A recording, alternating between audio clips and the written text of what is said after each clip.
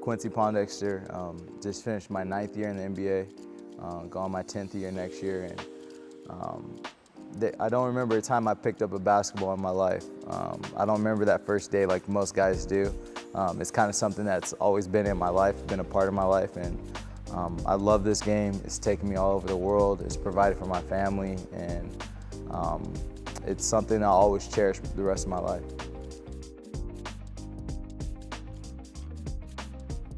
My favorite basketball memory is hard for me to, jot down and say this is this one specific one. From high school moments to college moments to some of my NBA moments, they all are a piece of joy in my heart, and I can't categorize one as the best one ever, but for some reason I think the best one is yet to come, and I think that's what keeps me pushing every single day.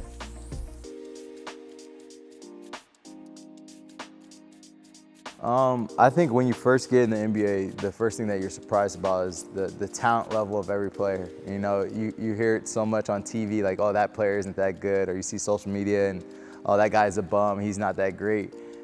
You have to realize there's 400 players of the best in the world, and then out of that 400, everyone's an All-American, everyone's been a great high school and college players, and those 400 players are obsessed with the game of basketball to a high level, and they're very rare and special people. And so when you step on that floor in practice, you see that talent level is really high, and you can't get away with a lot of things that you might have got away with in high school or college. And every day you have to prepare like you're going to war, you're going to battle, because every day you're fighting for your job.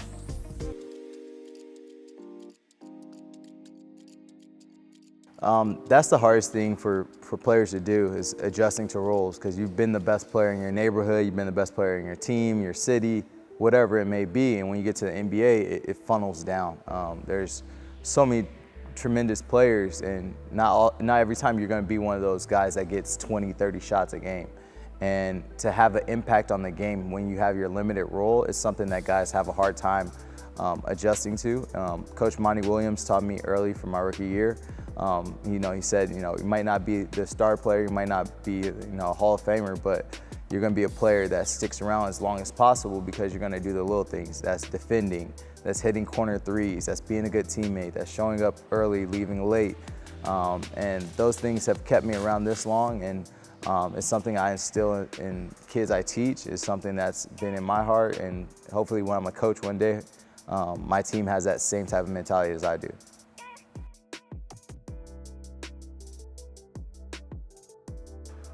The main thing I work on now is my body. I've had a lot of injuries, so focusing on my body from 4 to 5 hours a day, and then you go on and lifting.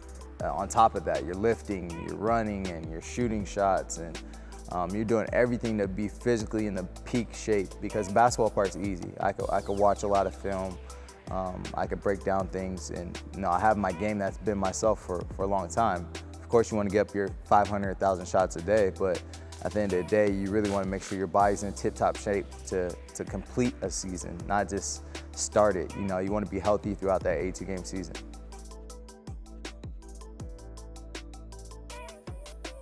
My Dr. Dish is amazing. There's never excuse to not get up shots. For me, my nephew that stays at my house, and kids I coach, they always have a gym basically in my backyard that they go and shoot, get up as many shots as they want on the Dr. Dish, and it keeps track of everything. So if you're missing, it's gonna teach you how to shoot the ball.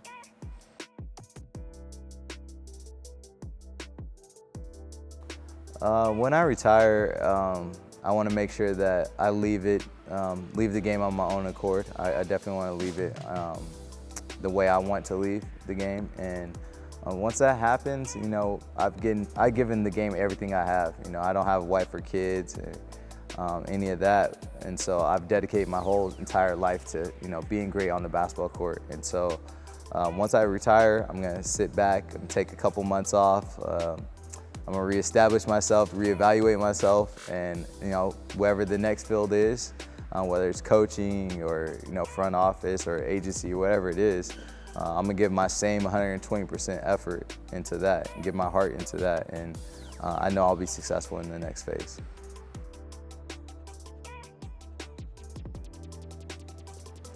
Man, I would love to play tennis.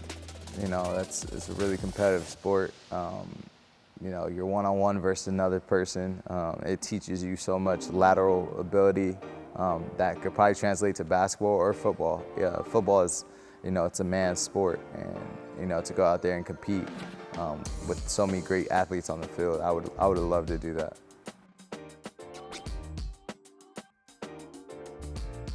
If I were to give advice to a young player coming up, it would be never to have people set limits on yourself as a basketball player, and continue to have your goals and your work ethic first and foremost, and keep your family and your faith always at the top of that, and you'll end up where you want to be. If you're the hardest worker in every room that you go to, sometimes this great stuff just happens to you. It just comes, and that's something that I've had in my whole life. That's what I've always emphasized, is being the hardest worker in every single room I'm in, and being the hardest working person that I know amongst my family and friends, and it's led me to a lot of success.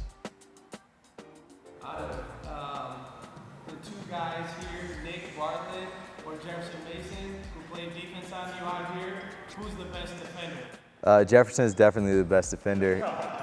He Does Nick set solid screens? set amazing screens today. We got a lot of great work in. It was truly amazing. Thank you, thank you. Got a full workout in, man.